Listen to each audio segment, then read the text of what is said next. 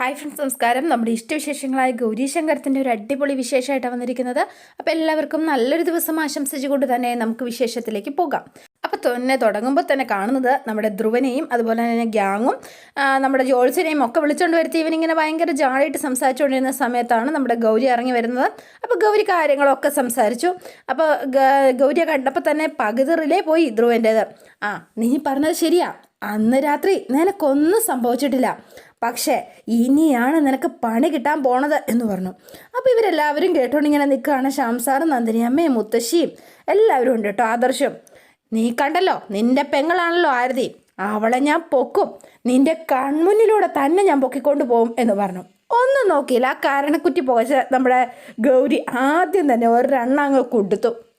അപ്പോൾ ഭയങ്കര സന്തോഷമായി നമ്മുടെ മുത്തശ്ശിക്ക് കേട്ടോ. മുത്തശ്ശി ഏറ്റവും ഹാപ്പി ആയി നിൽക്കുന്ന ആൾ.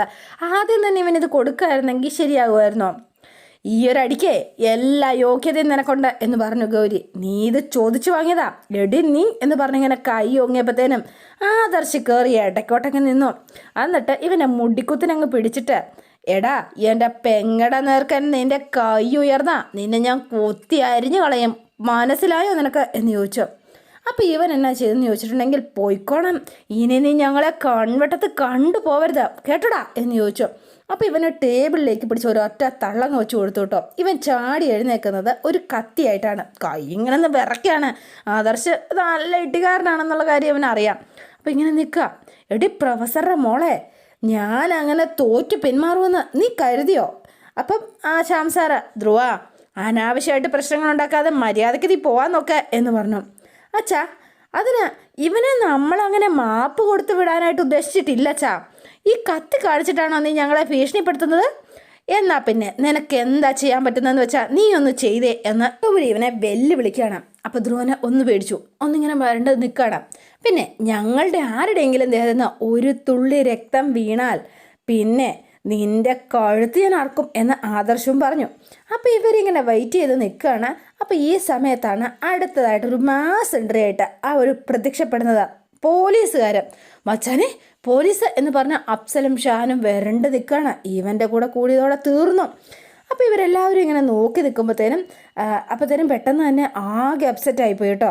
ആരാ പോലീസിനെ വിളിച്ചത് എന്ന് ചോദിച്ചു ശ്യാംസാറ്. അച്ഛാ, ഞാനാ പോലീസിനെ അറിയിച്ചത് എന്ന് ഗൗരി പറഞ്ഞു. അപ്പോൾ കാര്യങ്ങളൊക്കെ മുൻകൂട്ടി തീരുമാനിച്ച് തന്നെയാണ്. സർ, ഇയാളെക്കുറിച്ചാണ് ഞാൻ ഫോണിൽ പറഞ്ഞത്. ഇയാൾ ഞങ്ങളെ ബ്ലാക്ക് മെയിൽ ചെയ്യാൻ ശ്രമിക്കുക, ഇയാളെ അറസ്റ്റ് ചെയ്യണം സർ എന്ന് പറഞ്ഞു.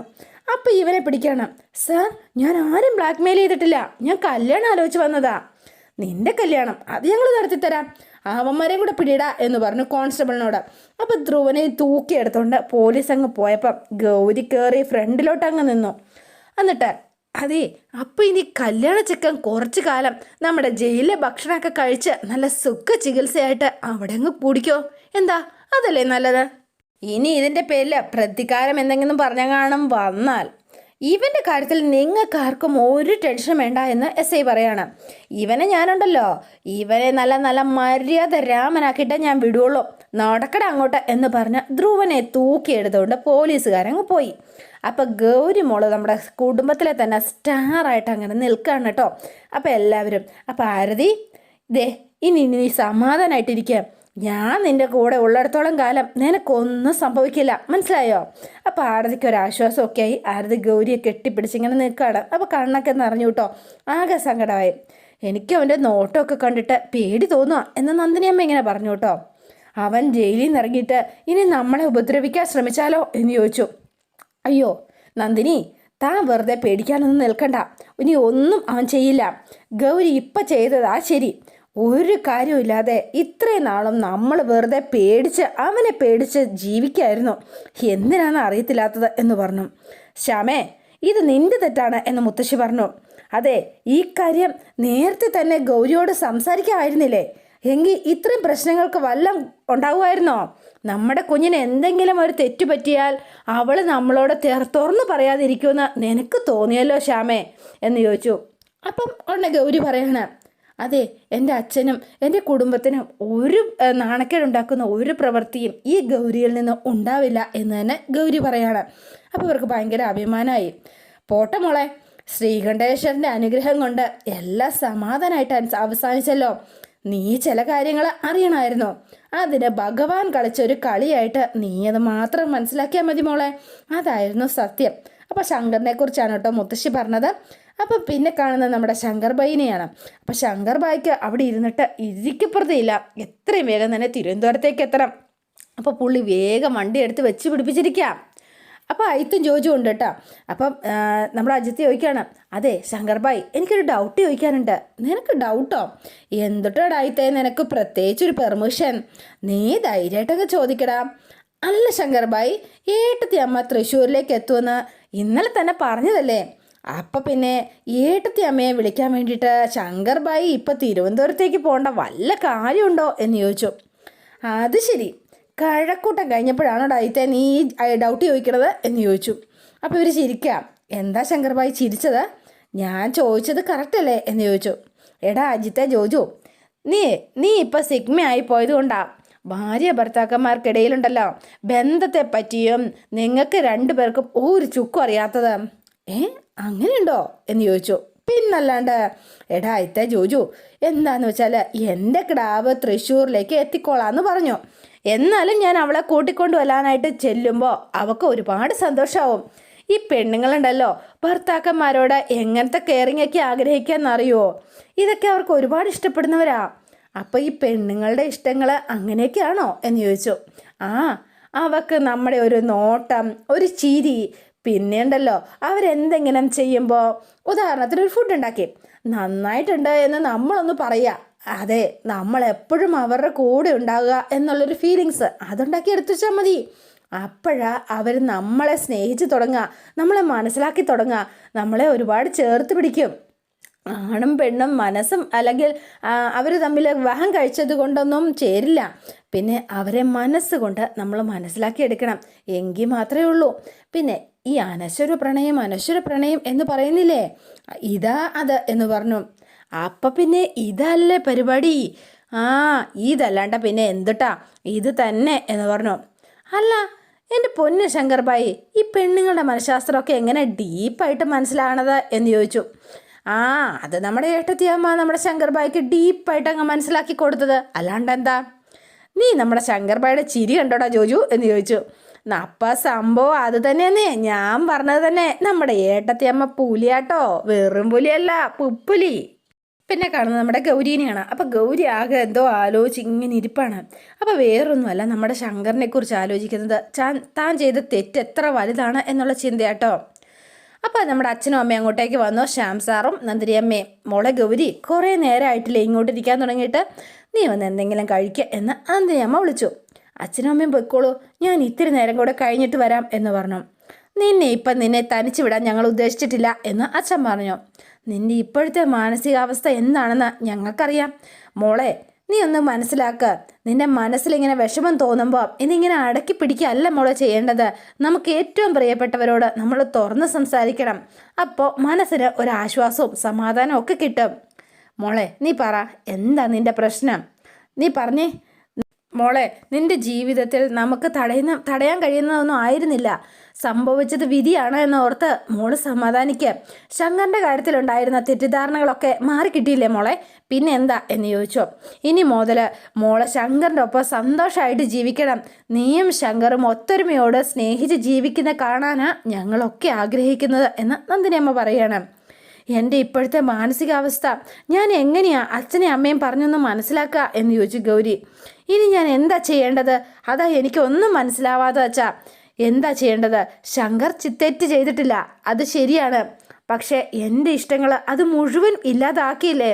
എൻ്റെ സ്വപ്നങ്ങളൊക്കെ ചവിട്ടി അരച്ചു കളഞ്ഞില്ലേ? എന്നെ രക്ഷപ്പെടാനുള്ള എല്ലാ മാർഗങ്ങളും അടച്ച് നിർബന്ധത്തോടെ ശങ്കർ വിവാഹം കഴിച്ചില്ലേ? അത് തെറ്റല്ലേ? അതേസമയം ധ്രുവൻ എന്നോട് ചെയ്ത പലതും ശങ്കർ ചെയ്തതാണ് എന്ന് തെറ്റിദ്ധരിക്കുകയും ചെയ്തു. ഇപ്പം സത്യം മനസ്സിലാക്കി കഴിഞ്ഞപ്പോൾ ശങ്കറിനെ എനിക്ക് വെറുക്കാൻ കഴിയുന്നില്ല. അതേസമയം എനിക്ക് ശങ്കറിനെ സ്നേഹിക്കാനും കഴിയുന്നില്ല എന്ന് പറഞ്ഞു ഗൗരി. അപ്പം മനസ്സിൽ എന്തോ പോലെയായി. ഞാൻ എൻ്റെ ജീവിതത്തിൽ പുലർത്തിയ സത്യസന്ധതയാണ് എനിക്കിപ്പോൾ വിനയായിട്ടിരിക്കുന്നത്. ഇത്രയും കാലം ഞാൻ വെറുപ്പോടെയാണ് ശങ്കറിൻ്റെ ഒപ്പം ജീവിച്ചത്. പക്ഷേ ഇപ്പം ശങ്കറിനെക്കുറിച്ച് എൻ്റെ മനസ്സിൽ എന്താ തോന്നുന്നതെന്ന് പോലും എനിക്കറിയില്ലമ്മേ. അത്രയ്ക്കറിയില്ല. ഇപ്പോഴും വെറുപ്പാണോ അതോ ശങ്കറിനെ തെറ്റിദ്ധരിച്ചു പോയതിലുള്ള കുറ്റബോധമാണോ എൻ്റെ മനസ്സിൽ, അതൊന്നും എനിക്കറിയില്ല. മോളെ, ഇനിയെങ്കിലും നിനക്ക് അവനെ ഒന്ന് സ്നേഹിച്ചൂടെ? സ്ത്രീയുടെ ജീവിതം ഒരു നദി പോലെയാ മോളെ. അത് നീ മനസ്സിലാക്കാൻ. എല്ലാ നദിയും ഒരു കടലിൽ അവസാനിക്കും എന്ന് പറഞ്ഞു കേട്ടിട്ടില്ലേ? നദി എത്ര വഴിമാറി ഒഴുകിയാലും അവസാനം എത്തിച്ചേരേണ്ടടുത്ത് തന്നെ നമ്മൾ എത്തിച്ചേരും. ശങ്കരൻ ഭർത്താവായി കണ്ട് നീ അവനെ സ്നേഹിച്ചു തുടങ്ങ്, അപ്പോൾ എല്ലാം ശരിയാവും എന്ന് പറഞ്ഞു. മോളെ, ശങ്കറിൻ്റെ രീതികൾ തെറ്റായിരിക്കും, അതിൻ്റെ അർത്ഥം ശങ്കർ തെറ്റാണ് എന്നല്ല. അവനെ തിരുത്തും എന്ന് നീ നിന്റെ കല്യാണ ദിവസം എന്നോട് പറഞ്ഞതല്ലേ മോൾ, ഓർക്കുന്നുണ്ടോ? നീ വിചാരിച്ചാൽ ശങ്കറിനെ മാറ്റിയെടുക്കാൻ പറ്റും. അവൻ്റെ കുടുംബമാണ് അവനെ ഇങ്ങനാക്കി മാറ്റിയത്. ദേ, നമ്മോടൊപ്പം കഴിഞ്ഞപ്പോൾ വേണിക്ക് മാറ്റം ഉണ്ടായില്ലേ, പിന്നെ എന്തുകൊണ്ടാണ് ശങ്കറിന് മാറ്റം ഉണ്ടാവില്ല എന്നാണ് നീ വിചാരിക്കണത്? മോളൊരു കാര്യം ചെയ്യാം, നടന്ന കാര്യങ്ങളൊക്കെ നീ ശങ്കറിനോട് പറയും എന്നാ കരുതുന്നത്. എനിക്ക് എല്ലാ കാര്യങ്ങളും ശങ്കറിനോട് പറയേണ്ടി വരും മോളെ, അതൊന്ന് ആലോചിച്ച് ചെയ്യണം എന്നച്ഛൻ പറഞ്ഞു. ചില സത്യങ്ങൾ ജീവിതത്തിൽ കുറേ പ്രശ്നങ്ങൾ ഉണ്ടാക്കും. അതെ, അപ്പോൾ സത്യത്തെക്കാൾ നല്ലത് കള്ളത്തരമാകും എന്ന് പറഞ്ഞു. അപ്പോൾ ഇവരിങ്ങനെ നോക്കുകയാണ്. ഗൗരി എന്ന് അച്ഛൻ പറഞ്ഞതെന്ന് മനസ്സിലായില്ല. എന്താ അച്ഛൻ ഉദ്ദേശിക്കുന്നത്? ശങ്കറിനോട് ഞാനൊന്നും പറയാൻ പാടില്ലെന്നാണോ അച്ഛൻ ഉദ്ദേശിച്ചത്? ഇല്ലച്ചാ, എനിക്കത് കഴിയില്ല എന്ന് പറഞ്ഞു. ശരി, നീ എല്ലാ കാര്യങ്ങളും അവനോട് തുറന്നു പറഞ്ഞു എന്ന് തന്നെ ഇരിക്കട്ടെ. അവനൊക്കെ വിശ്വസിക്കണം എന്നുണ്ടോ മോളെ? അവനെ പോലെ ഒരു ഫ്രോഡ് നിന്നെ വെറുതെ വിട്ടു എന്ന് അവൻ വിശ്വസിക്കുമോ എന്ന് ചോദിച്ചു. അപ്പോൾ ഗൗരിക്ക് അതും ചിന്താഗതിയായി. ഇല്ല മോളെ, ഒരു രാത്രി മുഴുവൻ ധ്രുവൻ നിന്റെ കൂടെ ഉണ്ടായിരുന്നിട്ടും നിനക്കൊന്നും സംഭവിച്ചില്ല എന്ന് ശങ്കർ എന്നല്ല ഒരാൾ പോലും വിശ്വസിക്കില്ല എന്ന് പറഞ്ഞു. ചിലപ്പോൾ എല്ലാം അറിഞ്ഞു കഴിയുമ്പം അവൻ്റെ സ്വഭാവത്തിന് അവൻ ധ്രുവനെ ഇല്ലാതാക്കാൻ പോലും മടിച്ചു എന്ന് വരില്ല. നിനക്കറിയാമല്ലോ എന്ന് ചോദിച്ചു. അതെ, എന്താ അങ്ങനെ സംഭവിക്കില്ല എന്ന് മോക്ക് ഉറപ്പ് പറയാൻ പറ്റുമോ എന്ന് ചോദിച്ചു. അപ്പോൾ ഗൗരി കുറച്ചു നേരം ആലോചിച്ചിട്ട്, അച്ഛാ, ഇതറിഞ്ഞു കഴിയുമ്പോൾ ശങ്കർ എന്തൊക്കെയാണ് ചെയ്തു കൂട്ടുക എന്ന് എനിക്കറിഞ്ഞുകൂടാ, അത് സത്യമാണ്. പക്ഷേ ശങ്കറിനോട് ഇത് പറയാതിരിക്കുന്നത് ശരിയാണെന്ന് എനിക്ക് തോന്നുന്നില്ല. മോളെ, അച്ഛൻ ഒരുപാട് ലോകം കണ്ടതാ, അതുകൊണ്ട് അതിൻ്റെ അനുഭവത്തിൽ പറയുക. ശങ്കറിനോട് ഈ കാര്യങ്ങളൊന്നും പറയില്ല എന്ന് അച്ഛനോട് മോള് വാക്ക് തരണം. ഇതിൻ്റെ പേരിൽ ഇനി കൂടുതൽ കുഴപ്പമുണ്ടാകാതിരിക്കാനാണ് അച്ഛൻ ഈ കാര്യം ആവശ്യപ്പെടുന്നത്. മോൾ അച്ഛന് വാക്ക് തന്നേ പറ്റുള്ളൂ എന്ന് ഉറപ്പിച്ച് പറയണം. അപ്പം നന്ദിനിയമ്മയും പറഞ്ഞു, മോളെ, നീ അച്ഛന് വാക്ക് കൊടുക്കുക എന്ന് നന്ദിനിയമ്മയും നിർബന്ധം പിടിക്കുക. വാക്ക് താ മോളെ. എൻ്റെ ഇഷ്ടത്തോടെയല്ല, പക്ഷേ എൻ്റെ അച്ഛന് വേണ്ടിയിട്ട് ഞാൻ വാക്ക് തരാം. ഞാൻ നടന്ന കാര്യങ്ങളൊന്നും തന്നെ ശങ്കറിനോട് സംസാരിക്കില്ല, ഉറപ്പ് എന്ന് ഗൗരി വാക്ക് കൊടുത്തു കേട്ടോ അച്ഛന്. ഇനി അതൊക്കെ വിട്ടുകളയാനാണ് ഇവരുടെ തീരുമാനം. അപ്പം പിന്നെ നമ്മൾ കാണുന്നത് നമ്മുടെ ശങ്കർ ബായിയുടെ വീട്ടിലെത്തിയിരിക്കുകയാണ്. അപ്പം ശ്യാം സാറ് വന്ന് വാതിൽ തുറന്നു. ശ്യാം സാറേ, ഗുഡ് മോർണിംഗ് ഉണ്ട് കേട്ടോ. Good morning. ഞാനേ നമ്മുടെ ഗൗരിയെ കൂട്ടിക്കൊണ്ട് പോകാൻ വന്നാ എന്ന് പറഞ്ഞു. എന്താന്ന് വെച്ചാലേ, ഗൗരി ഇല്ലാണ്ട് എനിക്ക് പറ്റില്ല, അകത്തേക്ക് വാ ശങ്കർ എന്ന് പറഞ്ഞു. അപ്പം അയിത്തൻ ജോജുവോടെ നിൽക്കുക. അല്ല, നിങ്ങളെന്താ അവിടെ തന്നെ നിൽക്കുന്നത്? നിങ്ങളും അകത്തേക്ക് കയറി വാ എന്ന് പറഞ്ഞു അവരോട്. എന്നിട്ട് ശ്യാം സാർ അകത്തേക്ക് പോവാ. എടാ ഇത്തെ ജോജു വാടാ. ഏയ് വേണ്ട, ഞങ്ങളിവിടെ വെയിറ്റ് ചെയ്യാന്നേ.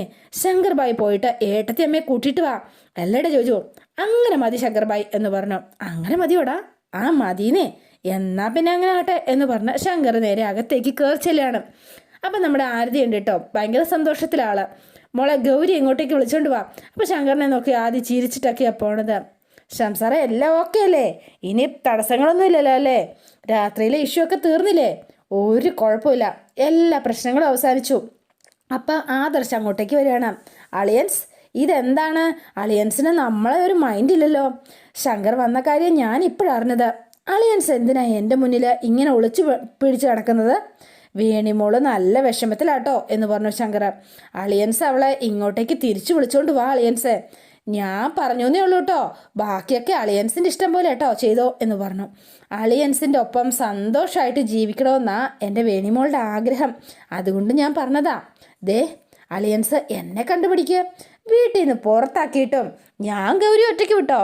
ഗൗരിയുടെ കൂടെ ഞാൻ കട്ടയ്ക്ക് നിന്നില്ലേ? എങ്ങനെയുണ്ട് എൻ്റെ ബുദ്ധി? പൊന്നു പോലല്ലേ ഞാൻ എൻ്റെ ഗൗരിയെ നോക്കണേ അല്ലേ എന്ന് ചോദിച്ചു. ഞാനൊരു കാര്യം അളിയൻസിനോട് ചോദിക്കട്ടെ, ഭാര്യയുടെ കൂടെ സന്തോഷമായിട്ട് ജീവിക്കണമെന്ന് അളിയൻസിന് ആഗ്രഹമില്ലേ എന്ന് ചോദിച്ചു. അളിയൻസിനറിയാലോ, എൻ്റെ വേണിമോക്ക് അളിയൻസിനെ വളരെ ജീവനാ ശങ്കർ. അത് പിന്നെ ശങ്കർ കരുതുന്നത് പോലെ ഞാൻ വേണിയെ മനഃപൂർവ്വം അവോയ്ഡ് ചെയ്തതൊന്നുമല്ല. പിന്നെ ഓഫീസിൽ എനിക്ക് കുറച്ച് തിരക്കുകളുണ്ടായിരുന്നു, കുറേ ജോലികൾ ചെയ്തു തീർക്കാനുണ്ടായിരുന്നു. അത് കഴിഞ്ഞിട്ട് വേണി ഇങ്ങോട്ട് വിളിച്ചുകൊണ്ട് വരാം എന്ന് വിചാരിച്ചു, അത്രയേ ഉള്ളൂ. ഇപ്പം ആ ജോലികളൊക്കെ കഴിയാറായി. എന്നാൽ പിന്നെ വേഗം തന്നെ വേണി ഇങ്ങോട്ട് കൂട്ടിക്കൊണ്ട് പോരേട്ടോ, അത് വൈകിക്കണ്ട എന്ന് പറഞ്ഞു. അപ്പോഴാണ് നമ്മുടെ ഗൗരി വരുന്നത്. ആൾ ഭയങ്കര ഹാപ്പി ആയിട്ടാട്ടോ ഇറങ്ങി വരുന്നത്. അപ്പോൾ ശങ്കറിനെ കണ്ടപ്പോൾ തന്നെ ഭയങ്കര സന്തോഷത്തിലായി ഗൗരി. അപ്പോൾ ആ കൂടത്തിൽ മുത്തശ്ശിയും നന്ദിനിയമ്മയും എല്ലാവരും ഉണ്ട്. അപ്പോൾ ഇവർ ഇറങ്ങി വരും കേട്ടോ. അപ്പോൾ ഗൗരി, ഇനി നമുക്ക് പോവാലോ അല്ലേ എന്ന് ചോദിച്ചു.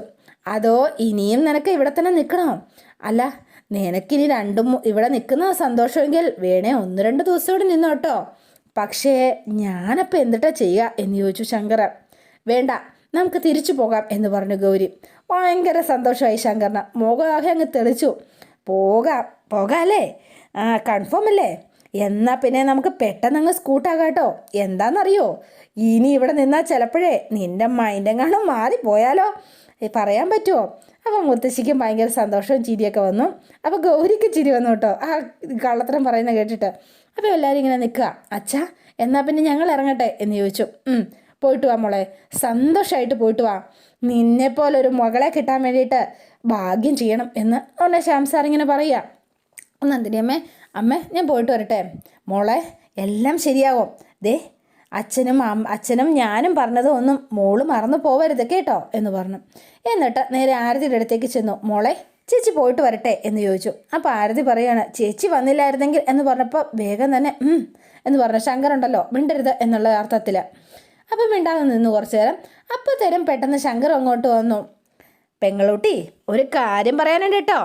ഇനി ഇവിടെയെങ്കിൽ ആരെങ്കിലും വഴക്ക് പറഞ്ഞാൽ വീട് വിട്ട് പോകാൻ നിൽക്കണ്ട കേട്ടോ. നീ എന്നോടങ്ങ് പറഞ്ഞാൽ മതി. നിൻ്റെ ചേച്ചിയെ പോലെയും നിൻ്റെ ആദർശേട്ടനെ പോലെയുവാ ഈ ഞാൻ. നിനക്കൊരു പ്രശ്നം ഉണ്ടായാൽ ഞാൻ വെറുതെ ഇരിക്കില്ല കേട്ടോ, അറിയാലോ നിനക്ക്. അതുകൊണ്ട് നീ വിഷമിക്കണ്ട കേട്ടോ എന്ന് പറഞ്ഞു. ശങ്കറെ, ഇങ്ങി വാ എന്ന് പറഞ്ഞു മുത്തശ്ശി. ഹേയ് മുത്തശ്ശി, നമ്മുടെ മുത്തശ്ശി തന്നെയാണോ എന്നെ വിളിച്ചത്? ഇവിടെ നീ ശങ്കർ, ഇവിടെ വേറെ ആരാ ശങ്കർ എന്ന് ചോദിച്ചു. മുത്തശ്ശി, എന്തൊട്ടാ കാര്യം എന്ന് ചോദിച്ചു. അപ്പം ശങ്കറിനെ അടുത്ത് ചേർത്ത് പിടിച്ച്, തോളിലോട് ചേർത്ത് പിടിച്ച്, എന്നിട്ട് തലയിൽ കൈ വെച്ചിട്ട് മുത്തശ്ശി അനുഗ്രഹിക്കുകയാണ്. നന്നായി വരൂ കേട്ടോ, നന്നായി വരും. മുത്തശ്ശി, നമ്മുടെ മുത്തശ്ശിക്ക് ഭയങ്കര ചേഞ്ച് ആണല്ലോ എന്താണെങ്കിലും. അപ്പം ശങ്കറിനെ ചേർത്ത് പിടിച്ചു കേട്ടോ. ഗുണ്ട എന്നുള്ള വിളിയൊക്കെ മാറ്റി മുത്തശ്ശി നമ്മളെ ശങ്കർ എന്നൊക്കെ വിളിച്ചു തുടങ്ങിയില്ലേ, സന്തോഷമായിട്ടോ. എന്നാലും നമ്മുടെ മുത്തശ്ശിക്ക് എങ്ങനെയാ പെട്ടെന്ന് ചേഞ്ച് ഉണ്ടാകാനുള്ള കാരണം അത് മനസ്സിലായില്ല കേട്ടോ. മനുഷ്യൻ അങ്ങനെയല്ലേ മോനെ. പിന്നെ ഉണ്ടല്ലോ, ഒരു കാര്യം കൂടി ഉണ്ട് എന്ന് പറഞ്ഞു. ഒരിക്കൽ തെറ്റാണ് എന്ന് വിചാരിച്ചതൊക്കെ തെറ്റായിരുന്നില്ല എന്നും അതായിരുന്നു ശരിയെന്നും പിന്നീട് ചിലപ്പോൾ തിരിച്ചറിഞ്ഞു എന്ന് വരും മോനെ എന്ന് പറഞ്ഞു. അപ്പോൾ ശങ്കറിന് ഭയങ്കര സന്തോഷമായി മുത്തശ്ശിയുടെ ആ ഒരു ഇത് കണ്ടിട്ട് കേട്ടോ. സംഭവം ഒരു ചുക്കും ചുണ്ണാമ്പൊന്നും എനിക്ക് മനസ്സിലായില്ല എങ്കിലും നമ്മുടെ മുത്തശ്ശിക്ക് പണ്ടത്തെ പോലെ കേട്ടോ നമ്മളോടൊക്കെ ഇപ്പം സ്നേഹമൊക്കെ ഉണ്ടെന്ന് മനസ്സിലായി. അപ്പം മുത്തശ്ശിക്ക് ഈ കുട്ടിശങ്കറിൻ്റെ വക ഒരു സമ്മാനം തരട്ടെ എന്ന് ചോദിച്ചോ. ഒരു ചക്കര ഉമ്മ എന്ന് പറഞ്ഞ് മുത്തശ്ശിയെ കെട്ടിപ്പിടിച്ച് തലയിലൊരു ഉമ്മയൊക്കെ കൊടുത്തു. അപ്പോൾ എല്ലാവർക്കും ഭയങ്കര സന്തോഷമായി കേട്ടോ. ആ കുടുംബം തന്നെ ഭയങ്കര ഹാപ്പി ആയിട്ട് നിൽക്കുകയാണ്. അപ്പോഴാണ് ഒരു ചെണ്ടമേളത്തിൻ്റെ ഒച്ച കേൾക്കുന്നത്. ഇതെന്താ കൊട്ടുമേളമൊക്കെ? ഇവിടെ വല്ല പൂരം വല്ല നടക്കണ്ടോ എന്ന് ചോദിച്ചു ശങ്കർ. ഒന്നും മനസ്സിലാവാതെ എല്ലാവരോടും ഇങ്ങനെ നിൽക്കുകയാണ്. അപ്പോഴാണ് കൊട്ടുമേളായിട്ട് വന്നിരിക്കുന്നത് മറ്റാരുമല്ല, നമ്മുടെ മഹാദേവൻ പിള്ളച്ചേട്ടനോടെയാണ് കേട്ടോ. മഹാദേവൻ അടുത്ത പെർഫോമൻസ് ആയിട്ട് വന്നിരിക്കുകയാണ്. വിസിലടിക്കുന്നു, കൊട്ടുന്നു, ഇല്ലാത്ത പെർഫോമൻസ് ഇല്ല, അമ്മാതിരത്തെ പരിപാടിയാണ് കാണിക്കുന്നത്. അപ്പോൾ നമ്മുടെ അയിത്തും ചോദിച്ചു ഇത് കണ്ട് അന്തിച്ച് നിൽക്കുക. അപ്പോൾ ശങ്കറും കുടുംബവും എല്ലാവരും ഇറങ്ങി വന്നു കേട്ടോ. എൻ്റെ പൊന്നോ, ഇതെന്താ ഇവിടെ? നമ്മുടെ അച്ഛനാണല്ലോ. അച്ഛൻ എന്താ പറ്റിയത്? ഇവിടെ എന്താ ഈ പിള്ളച്ചേട്ടനോട് ഇവർ രണ്ടുപേരുടെ പണി? ഇതെന്താ കാണിക്കുന്നത്? ഒരു പിടുത്തം കിട്ടുന്നില്ല ശങ്കർ ഭായി. ആദ്യത്തെ ചെറുപൂരം കണിമംഗലത്തുനിന്ന് മാറ്റി ഇനിയിപ്പോൾ തിരുവനന്തപുരത്തേക്ക് വല്ല ആക്കിയോ? എന്താ സംഭവം ആർക്കറിയാം. അപ്പം ശങ്കർ പതുക്കെ നേരെ ചെന്ന് അച്ഛനടുത്തേക്ക് ചെല്ലാണ്. പിള്ളച്ചേട്ടാ, ഇതെന്താ സംഭവം എന്ന് ചോദിച്ചോ. പണ്ട് എനിക്കായിരുന്നു ഭ്രാന്ത്, ഇപ്പം അച്ഛന് ഭ്രാന്ത് തുടങ്ങിയോ എന്ന് ചോദിച്ചോ. അയ്യോ കുഞ്ഞെ, എനിക്കറിയില്ല, ദാ അങ്ങോട്ട് ചോദിച്ചാട്ടെ, അങ്ങോട്ട് തന്നെ ചോദിക്കുക, എന്നിട്ട് പറയും. അച്ഛ എന്താ ഇത്? ഈ ചെണ്ടമേള ശിങ്കാരിയൊക്കെ ഒന്ന് നിർത്തിയേ എന്ന് പറഞ്ഞു. അപ്പോൾ വേഗം നിർത്തി. എന്താ അച്ഛ ഇത് എന്ന് ചോദിച്ചോ. ഇനി പറഞ്ഞേ, എന്തൊട്ടരാ ഈ നാടകത്തിൻ്റെ ഉദ്ദേശം എന്ന് ചോദിച്ചു. അപ്പോൾ നാടകമോ? "ഹും, ഒന്ന് പോയടാ കന്നാലി" എന്ന് പറഞ്ഞു. "എടാ കുട്ടിശങ്കര, നിനക്ക് നിന്റെ അച്ഛനെ കുറിച്ച് വല്ല വിചാരമുണ്ടോ എന്ന് ചോദിച്ചു. "നീ നിന്റെ വീട്ടിൽ നിന്ന് പോന്നാൽ പിന്നെ അച്ഛൻ സമാധാനമായിട്ടും സന്തോഷമായിട്ട് കിടന്നുറങ്ങുമെന്ന് നിനക്ക് തോന്നുന്നുണ്ടോ?" അപ്പോൾ ഗൗരി ഒന്ന് നോക്കി. അപ്പോൾ ഗൗരി തലമുന്നിൽ ഇങ്ങനെ നിൽക്കുകയാണ് കേട്ടോ. എന്ന് പറഞ്ഞൊരു ഇളിച്ച് കാണിച്ചു. "എടോ, പറഞ്ഞു കൊടുക്കടോ പിള്ളേ, കുഞ്ഞിനൊരു കാര്യം അറിയുമോ? ദാണ്ടെ കുഞ്ഞു പോയതിന് ശേഷം ഇദ്ദേഹം നന്നായി ആഹാരം കഴിച്ചിട്ടില്ല, ഉറങ്ങിയിട്ടില്ല, ഒന്നിനും ശ്രദ്ധയില്ല, എപ്പോഴും ഒരു മൂകതയാ" എന്ന് പറഞ്ഞു. അപ്പോൾ വീണ്ടും പെർഫോം ചെയ്യുകയാണ്. മൂകതയായിട്ട് പുള്ളി അങ്ങ് അഭിനയിക്കുകയാണ്, തകർക്കാണ് നമ്മുടെ മഹാദേവൻ. അങ്ങനെ എല്ലാവരോടും ഇതിങ്ങനെ കണ്ട് പെർഫോമൻസൊക്കെ കണ്ട് അന്തിച്ച് നിൽക്കുകയാണ്. അതോടെയാണ് ഇന്നത്തെ വിശേഷം അവസാനിക്കുന്നത്. ഇനി നാളത്തെ വിശേഷം ഇതിലും ഗംഭീരമാണ്. അപ്പോൾ പുതുപുത്ത വിശേഷമായിട്ട് വരാം. നിങ്ങൾക്ക് ഇഷ്ടപ്പെട്ടുവെങ്കിൽ ലൈക്ക് ചെയ്യുക, ഷെയർ ചെയ്യുക, തൊട്ടടുത്ത ആ ബെൽ ബട്ടൺ കൂടെ ഒന്ന് ഞെക്കുകയാണെങ്കിൽ ഞാനിടുമ്പോൾ തന്നെ നോട്ടിഫിക്കേഷൻ ലഭിക്കുന്നതായിരിക്കും. അപ്പം നമ്മുടെ ചാരങ്ങാട്ട് വീട്ടിലേക്ക് ഗൗരിയും ശങ്കരോട് എത്തുന്നതും അതുപോലെ തന്നെ വേണി തിരിച്ചെത്തുന്നതും ഒക്കെ ആയിട്ട് നല്ല അടിപൊളി വിശേഷങ്ങളാണ് വരാതിരിക്കുന്നത് കേട്ടോ. അപ്പോൾ എല്ലാവരും കാത്തിരിക്കുമെന്ന് പ്രതീക്ഷിക്കുന്നു. Bye and see you again.